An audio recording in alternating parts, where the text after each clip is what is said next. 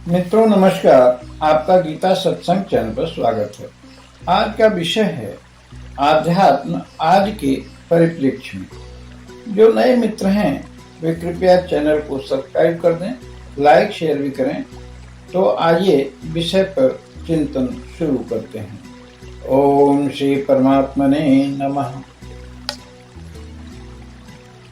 तो आध्यात्म का अर्थ क्या है? आत्मा संबंधी या आत्मा परमात्मा के संबंध में चिंतन मनन को आध्यात्म कहते हैं। आध्यात्म का अर्थ है अपने भीतर की चेतन तत्व को जानना। गीता के 8वें अध्याय में अपने स्वरूप अर्थात जीवात्मा को आध्यात्म कहा गया है। परमं स्वभाव आध्यात्म उच्यते।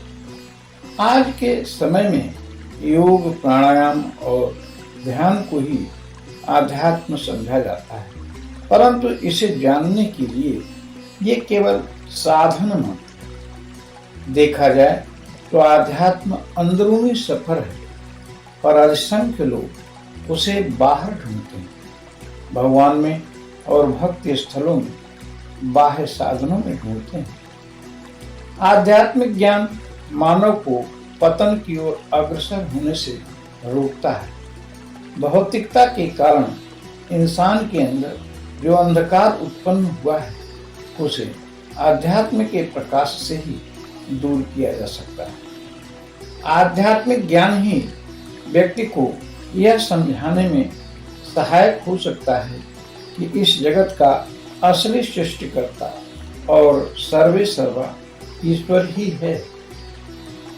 पूजा अर्चना, कर्मकांड, इबादत आदि से हम परमात्मा को ठीक से समझ सकते हैं। अंदर झांकना होगा, वह दौड़ धूप से बाहर खोजने से नहीं मिलेगा। कबीरदास जी कहते हैं, कस्तूरी कुंडल बसे मृग ढूंढ है बनमान, ऐसे घट घट राम है दुनिया देखे ना। तो हमें अंदर तलाश करना होगा कि हम कौन हैं। आध्यात्म ही इस प्रश्न का उत्तर दे सकता है कि हम कौन हैं। अपनी इच्छा कैसे पूरी करें, इस पर अगर हम विचार करें तो कुछ बिंदु हैं जिन पर हमें लग के कार्य करना होगा। ब्राह्म मुहूर्त में जग जाना। ब्राह्म मुहूर्त 3:30 से लेकर 5 बजे तक का समय होता है। नित्य किया करें, अंतर और बाहर से शुद्ध हो जाए। अंतर से शुद्ध का मतलब आप अपने हृदय में किसी के प्रति ईर्ष्या न रखें, किसी पर क्रोध न करें, बिल्कुल शांत हो। ईश स्मरण करें। जिस भी इष्ट को मानते हों उन्हें महसूस करें कि हृदय में ज्योत रूप से बैठे हुए हैं। अगर किसी गुरु को मानते हो तो गुरु का स्मरण। गुरु न बनाया हो, कोई इष्ट भी न हो तो अपने माता पिता का ही स्मरण करें। श्वास को देखें, अंदर गई तो अंदर तक उसे महसूस करें, बाहर आई तो उसे देखें, समझें। गहरी श्वास लें, 5 मिनट करके आसन स्थिर कर लें। अगर मंत्र लिए हों तो उसका जप 5 मिनट अवश्य करें। मंत्र मन में देखते हुए बोलते रहें। अब बोलें, मैं भाग्यशाली हूँ, मैं भाग्यशाली हूँ। इसको कम से कम 25 बार दोहराएं। अब अपनी इच्छा सोचिए और महसूस करिए कि वह पूरी हो गई है और आप उसे एंजॉय कर रहे हैं। जैसे आपकी विश है कि मैं परीक्षा में सफल हो जाऊं, या मैं स्वस्थ हो जाऊं, या कुछ हो उसे होता हुआ महसूस करें। ऐसा कुल 1 हफ्ते लगातार करें।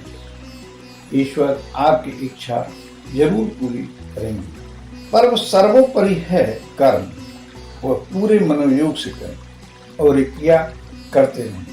ध्यान रखें कि सिर्फ विष तो पक्षी का एक पंख है, और कर्म दूसरा, बिना दोनों पंखों के आपके भाग्य रूपी पक्षी उड़ नहीं सकता। इस संदर्भ में एक बुद्ध की सीख है। बुद्ध जी का सत्संग होता था, उसमें बहुत से लोग आते थे। उसमें एक दुर्गुणी व्यक्ति भी आता था, पर उसे शांति नहीं मिलती। एक दिन वे बुद्ध जी से एकांत में मिला। बोला, भगवान, मैं आपका सत्संग बहुत दिनों से सुन रहा हूँ, पर कुछ भी फायदा नहीं होता। बुद्ध मुस्कुराए, बोले, तुम अपने घर का रास्ता जानते हो क्या? उसने कहा, हाँ, अच्छी तरह जानता हूँ। फिर बुद्ध ने कहा, तुमको जाना होगा, बिना मार्ग पर चले तो घर पहुंच जाओगे क्या? व्यक्ति बोला, जी नहीं, चलना तो होगा।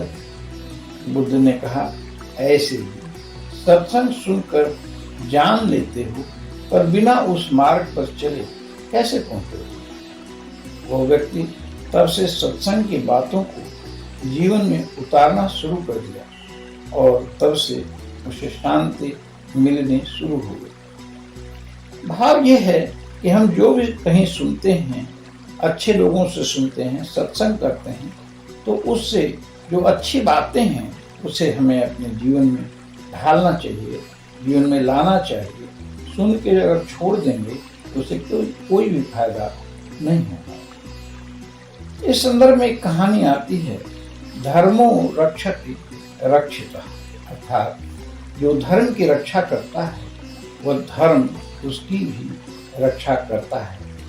बहुत दिनों की बात है, अवंतीपुर नामक शहर था। वहाँ दो बड़े ब्राह्मण भाई रहते थे। बड़े भाई का नाम धर्मदास और छोटे का नाम दामदास था।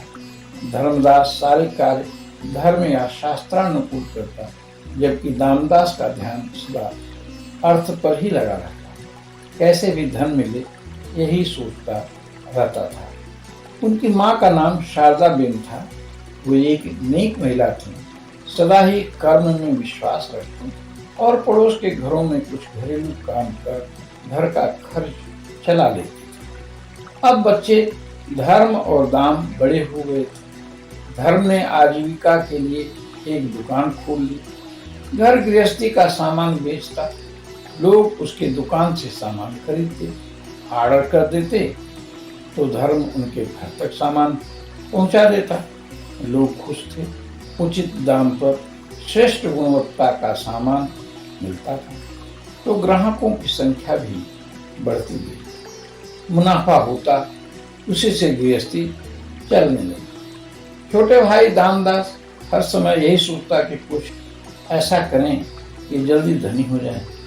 गांव से थोड़ी दूर उसने भी एक किराने की दुकान खोली। दामदास सामान हल्की गुणवत्ता का लाता, उसे मुनाफा ज्यादा होता। दामदास जल्दी जल्दी धनी होने लगा। छोटा बड़े से कहता कि उत्तम गुणवत्ता का माल लाकर बेचोगे तो ऐसे ही दाल रोटी चलेगी। मुझे देखो, पर धर्म अपने धर्म पर टिका रहा। बोलता कि भाई, मैं भले ही जल्दी धनवान न हूं, पर ग्राहकों से नाइंसाफी कभी नहीं करूंगा। मेरा कर्म तो में ही अधिकार है, फल में तो नहीं। छोटा हंसता और बड़े को मूर्ख मानता।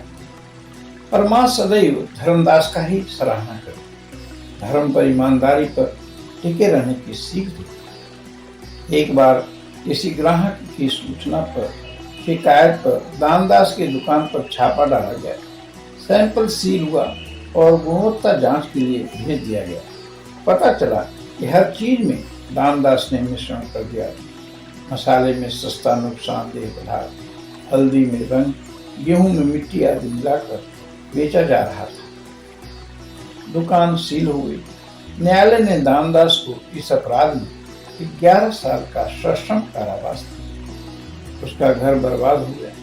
वहीं धर्मदास हर दिन ग्राहकों की संख्या बढ़ाता जाता और कुछ वर्षों बाद शहर का मुख्य व्यापारी बन गया।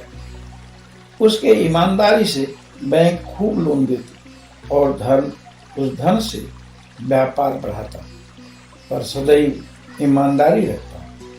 समय से बैंक के धन को दे देता।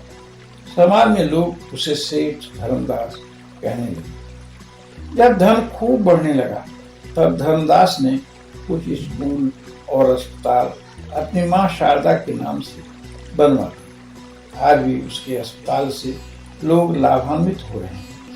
शारदा ट्रस्ट लोगों की सेवा में आज भी जुटा रहता है।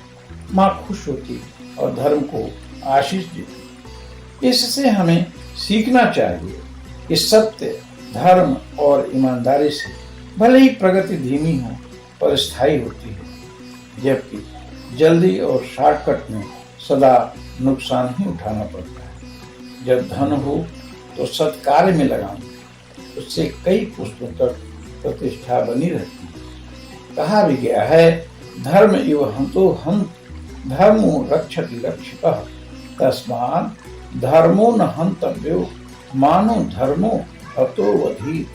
धर्म अर्थात अपना कर्तव्य, ईमानदारी, निष्ठा, क्रेडिट यदि नष्ट हो गया तो व्यक्ति को मरा ही समझो।